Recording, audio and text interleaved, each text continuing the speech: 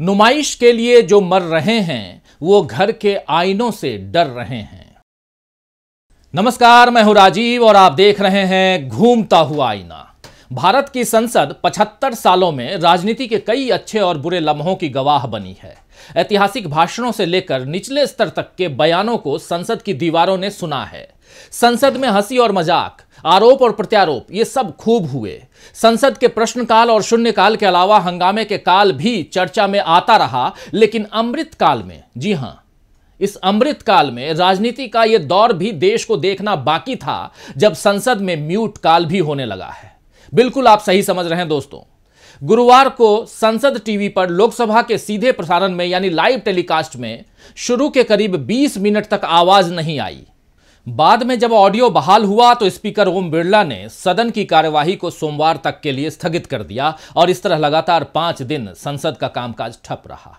अब आगे की कार्यवाही कैसे चलेगी ये भी पता चल जाएगा और ये भी पता चल जाएगा कि संसद का ये म्यूट काल क्या लोकतंत्र को खामोश करने की सोची समझी रणनीति है। इस देश में टू मच डेमोक्रेसी की शिकायत तो पहले हो ही चुकी है, लेकिन जब राहुल गांधी लोकतंत्र को बचाने की बात विदेशी धरती पर करते हैं तो बीजेपी को यह बात नागवार ही नहीं बल्कि वो इसमें देश का विरोध भी देखती है। अभी संसद के ठप होने का कारण ही यह है कि बीजेपी राहुल गांधी पर विदेशी जमीन पर भारत की संप्रभुता पर हमला करने का आरोप लगा रही है और राहुल गांधी से माफी की मांग कर रही है, जबकि राहुल गांधी अपनी बात संसद में रखने को तैयार हैं, लेकिन माफी मांगने के लिए वो तैयार नहीं है। इसके साथ ही राहुल गांधी अदानी मामले पर भी मोदी सरकार से जवाब मांग रहे हैं। राहुल गांधी की यह मांग बीजेपी के लिए बड़ी परेशानी खड़ी कर रही है और इससे बचने के लिए बीजेपी के पास सीधा रास्ता यही है कि वो राहुल गांधी पर चौतरफा वार करे, उन पर हमले तेज कर दे। इस वक्त जिस तरह से बीजेपी के अध्यक्ष से लेकर प्रधानमंत्री नरेंद्र मोदी और गृह मंत्री अमित शाह और कई मुख्यमंत्री राहुल गांधी पर हमला बोलने में लगे हुए हैं, उससे समझ में साफ आ रहा है कि राहुल गांधी बीजेपी के लिए इतनी बड़ी चुनौती बन गए हैं जिनसे पार पाकर ही 2024 में सत्ता की चाबी बीजेपी ले सकती है। लेकिन अगर बीजेपी राहुल गांधी को झुका नहीं पाई तो क्या सारे समीकरण बदल जाएंगे? क्या 2024 का चुनावी माहौल मोदी लहर नहीं बल्कि राहुल बनाम मोदी के इर्द गिर्द बनाएगी बीजेपी? क्या कांग्रेस को खत्म मानने की बात कर चुकी बीजेपी अब भी कांग्रेस को अपना मुख्य प्रतिद्वंदी नहीं मान रही है? तो आइए दोस्तों, आज आईने की नजर से पड़ताल करेंगे कि किस तरह राहुल गांधी और कांग्रेस ने बीजेपी को मजबूर कर दिया है। कैसे अब तक मुद्दे खड़े करने की चैंपियन बीजेपी को अगले चुनाव के लिए अपनी चालें बार बार बदलने पर मजबूर होना पड़ रहा है। लेकिन शुरुआत करते हैं राहुल गांधी पर बीजेपी नेताओं की तरफ से किए गए कुछ ताजा प्रहार से। बीजेपी अध्यक्ष जेपी नड्डा ने राहुल गांधी को देश विरोधी टूल किट का स्थायी सदस्य बताया है। जेपी नड्डा ने एक बयान जारी कर कहा कि जब देश दुनिया की 5वीं सबसे बड़ी अर्थव्यवस्था बन गया है और G20 की बैठकें भारत में हो रही हैं, तो राहुल गांधी विदेशी धरती पर देश और संसद का अपमान कर रहे हैं। जेपी नड्डा ने कहा कि राहुल गांधी 130 करोड़ लोगों द्वारा चुनी गई सरकार का अपमान कर रहे हैं। ये गद्दारों को मजबूत करना नहीं है तो क्या है? राहुल गांधी विदेशी धरती पर कहते हैं कि भारत में लोकतंत्र खत्म हो गया है और यूरोप और अमेरिका को हस्तक्षेप करना चाहिए। इससे ज्यादा शर्मनाक कुछ नहीं हो सकता। जेपी नड्डा ने सवाल उठाते हुए कहा कि जब राहुल गांधी अन्य देशों से भारत के आंतरिक मामलों में हस्तक्षेप की मांग करते हैं तो आपकी मंशा क्या है?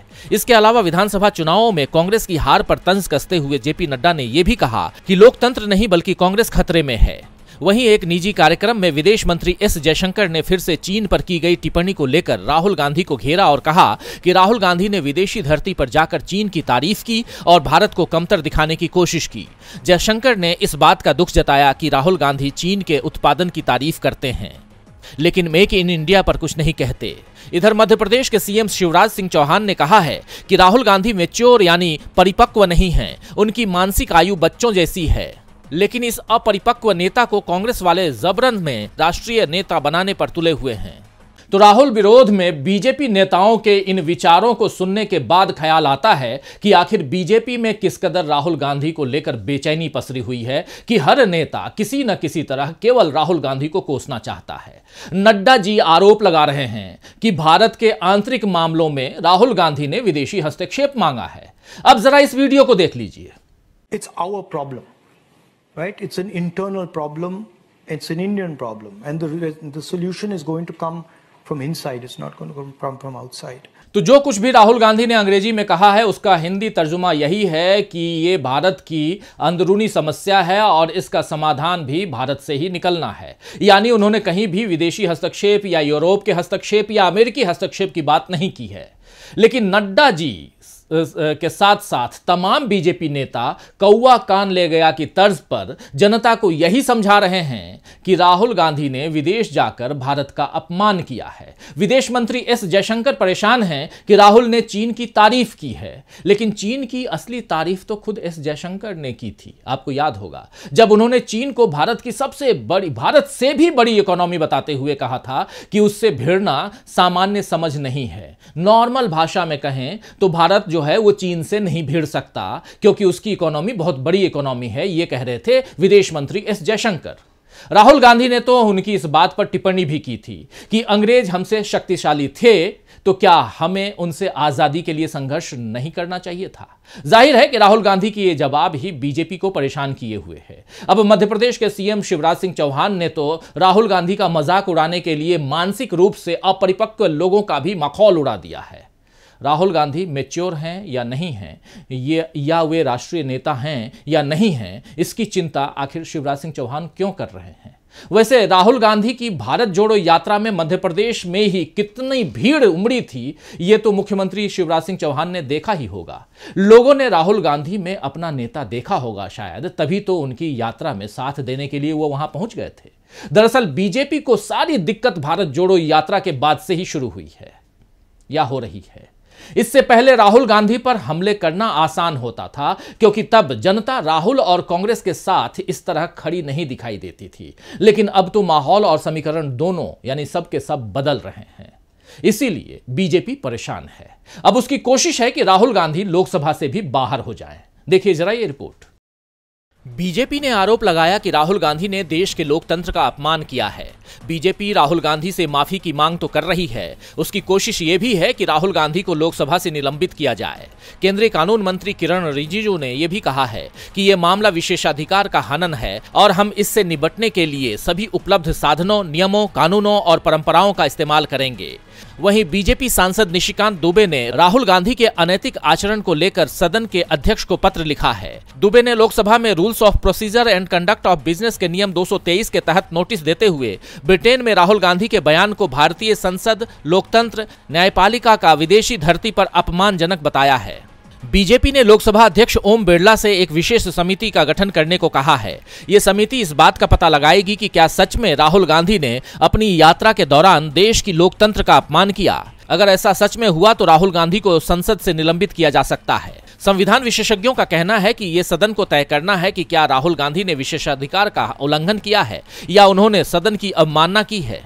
संविधान के जानकार सुभाष कश्यप ने कहा है, हमेशा ही विशेष समिति गठित करने का कानूनी आधार सदन ही तय करता है। इसके लिए सदन एक समिति का गठन करता है और इसके लिए शर्तें तय करता है, यानी ये पूरी तरह से सदन की शक्ति के ऊपर ही निर्भर करता है। वैसे आपको बता दूं कि लोकसभा की आचार समिति में सदस्यों के नैतिक और नैतिक आचरण को देखने के लिए एक तंत्र पहले से मौजूद है। लेकिन बीजेपी राहुल गांधी के केस को पहले हुए मामलों की तरह नहीं देख रही है।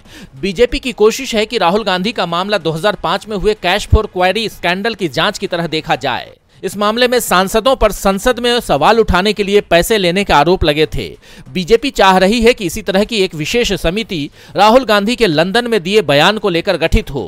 बीजेपी सांसद निशिकांत दुबे ने कहा है कि 2005 में कैश फॉर क्वेरी स्कैंडल में संसद की विशेष समिति ने संसद की गरिमा को चोट पहुंचाने के आरोप में 11 सांसदों की सदस्यता खत्म कर दी थी और इसे सुप्रीम कोर्ट ने सही ठहराया था।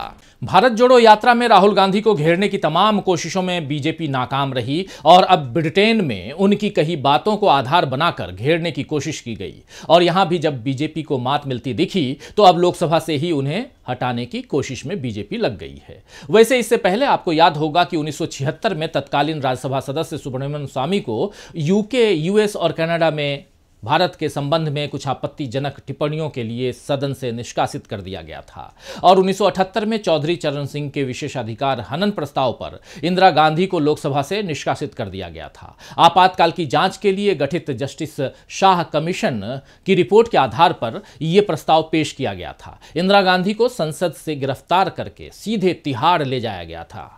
हालांकि 1980 में फिर उन्होंने जोरदार वापसी की थी। अब राहुल गांधी क्या इसी इतिहास को दोहराएंगे, ये देखना होगा। यानी क्या 2024 का चुनाव राहुल बनाम मोदी होगा? अब तक बीजेपी मोदी लहर पर सवार होकर आराम का सफर तय कर रही थी, लेकिन अब राहुल गांधी नाम की आंधी इस सफर में आ चुकी है और बीजेपी अब हिचकोले खा रही है। देखिए जरा। 14 मार्च के इस ट्वीट में राहुल गांधी ने कहा है कि पीएम का विदेश जाना और वहां अडानी को नए बिजनेस डील मिलना कोई संयोग नहीं है। मोडानी ने भारत की फॉरेन पॉलिसी को फॉरेन डील पॉलिसी बना दिया है। कहां तो बीजेपी रोज संसद ठप करवा रही है कि अडानी मुद्दे से जनता का ध्यान हटे, लेकिन राहुल गांधी हैं कि हर आए दिन किसी न किसी तरह जनता के बीच इस मसले को उठा ही रहे हैं। बीजेपी ने अब तक कई चुनाव लड़े और भावनाओं की राजनीति करके फूट डलवाकर या लुभावने वादे कर चुनावों को जीता भी है, लेकिन अब उसकी तरकश के ये सारे तीर बेकार साबित हो रहे हैं और राहुल गांधी से बचाव का कोई उपाय उसे सूझ नहीं रहा। मौजूदा राजनीति में इतने स्पष्टवादी तरीके से बिना डरे बिना किसी पद के बीजेपी को रोज चुनौती देने वाले गिने चुने नेता ही रह गए हैं। निश्चित ही राहुल गांधी उसमें सबसे आगे हैं। बीजेपी ने मीडिया के जरिए एक नैरेटिव पिछले 10 सालों में बड़ी मजबूती से तैयार करवाया था कि मोदी के मुकाबले कौन, मगर अब राहुल की भारत जोड़ो यात्रा के बाद पूरा परिदृश्य बदल गया है। अब बीजेपी और संघ में अंदर खाने राहुल के कारण आई चुनौती का डर दिखने लगा है। इसीलिए बीजेपी के साथ साथ आरएसएस के लोग भी राहुल गांधी के बयान की आलोचना कर रहे हैं, उन्हें संतुलन के साथ बोलने की सीख दे रहे हैं और सरकार का मित्र मीडिया भी इस उलझन में है कि राहुल गांधी के लिए किस तरह के माहौल बनाए जाएं। क्योंकि अब तो कांग्रेस के प्रवक्ताओं और चैनलों पर आने वाले नेताओं ने भी राहुल के डरो मत वाले मंत्र को अपनाकर बीजेपी को पूरी आक्रामकता के साथ जवाब देना सीख लिया है। तो अब सवाल यह है कि किसी से भी न डरने वाले राहुल गांधी ने इस बार अडानी मामले पर जिस तरह बीजेपी और मोदी सरकार को घेर लिया है, क्या राहुल गांधी से माफी की मांग करके बीजेपी इस घेराबंदी को तोड़ पाएगी? मान लें कि राहुल गांधी का संसद से निलंबन हो भी गया, संसद से वो निष्कासित भी हो गए, तो क्या ये बात कांग्रेस के और राहुल गांधी के पक्ष में नहीं जाएगी? और अगर निलंबन या निष्कासन नहीं हुआ तो क्या बीजेपी अपने ही दांव में फंस नहीं जाएगी? राहुल माफी नहीं मांगेंगे ये तो दिख ही रहा है, क्योंकि ऐसा करने का मतलब है कि वे अपनी बातों से पलट जाएंगे।